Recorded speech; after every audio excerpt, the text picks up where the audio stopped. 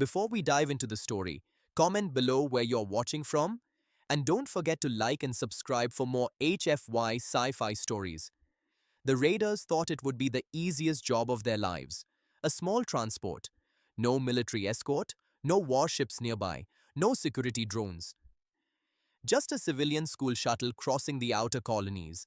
The perfect target, the perfect ransom, the perfect crime. At least, that's what they thought.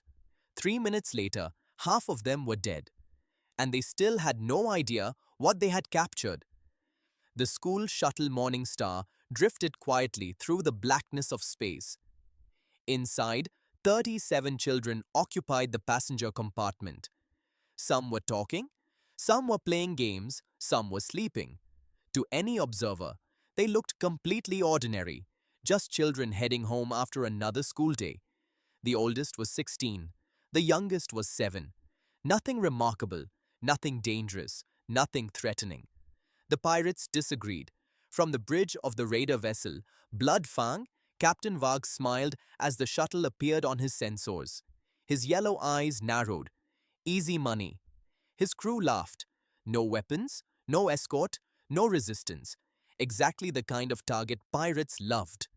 A minute later, grappling harpoons locked onto the shuttle. Emergency alarms screamed. Children jumped from their seats. Teachers rushed toward the cockpit. The shuttle violently shook. And then, everything went dark. The pirate boarding team entered 20 seconds later. Heavy boots echoed through the cabin. Plasma rifles pointed at terrified passengers. Masked raiders shouted orders. Several children began crying immediately. The teachers raised their hands. Nobody resisted. Nobody fought. Everything looked normal. Which was the first clue Captain Wag should have noticed. But greed makes people stupid. The lead pirate grabbed a teacher.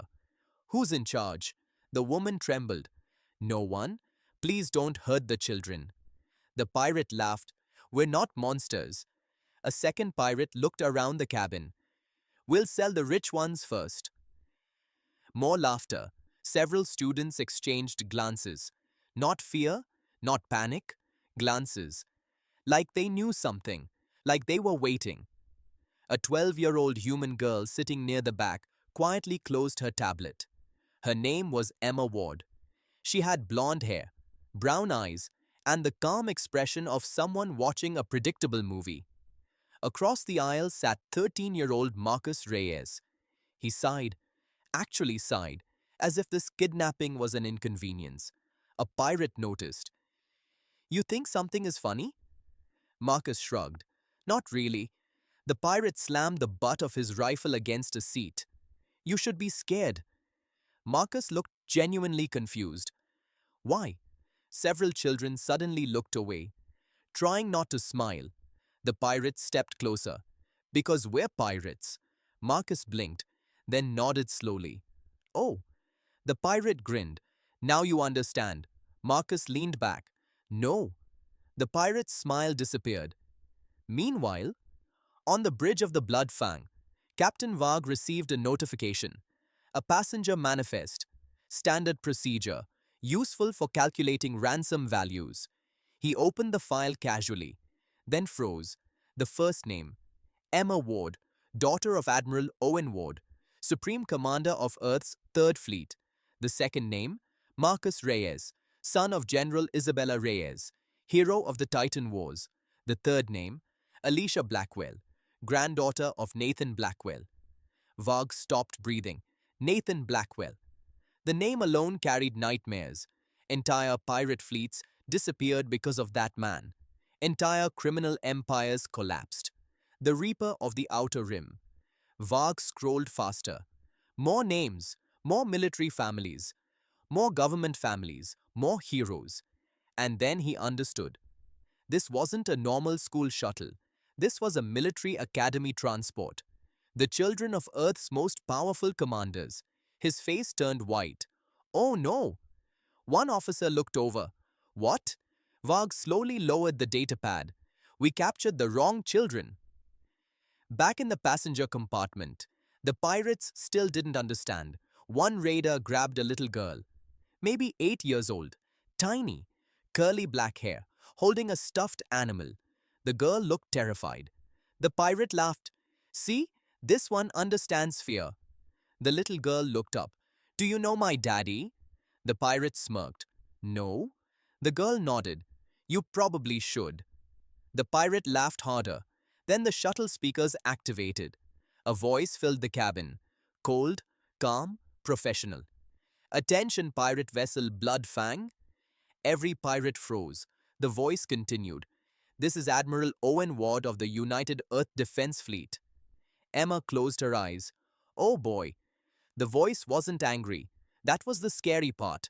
It sounded patient, like a predator giving prey one final chance. You currently possess 37 human children.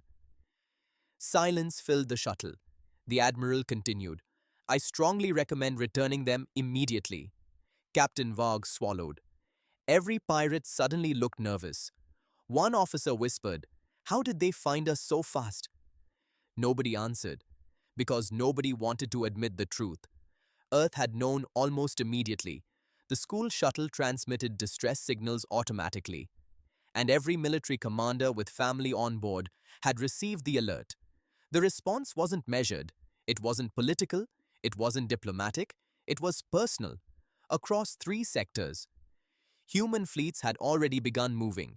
Destroyers, cruisers, carriers, battleships, thousands of warships, all accelerating toward the same coordinates, all carrying one message, bring them home or die.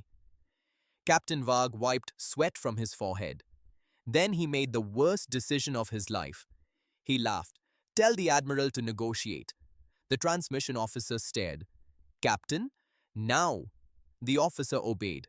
Moments later, the response arrived. This time, another voice spoke. Female, calm, terrifying. General Isabella Reyes speaking. Marcus immediately recognized his mother and suddenly felt sorry for the pirates. Very sorry, because his mother only sounded that calm before battles. The general paused, then spoke 6 words, words that would later become famous throughout the galaxy. You have mistaken restraint for weakness. The transmission ended. Every pirate aboard the Bloodfang felt a chill. And somewhere deep in space, far beyond sensor range, hundreds of human warships emerged from hyperspace. Then thousands more.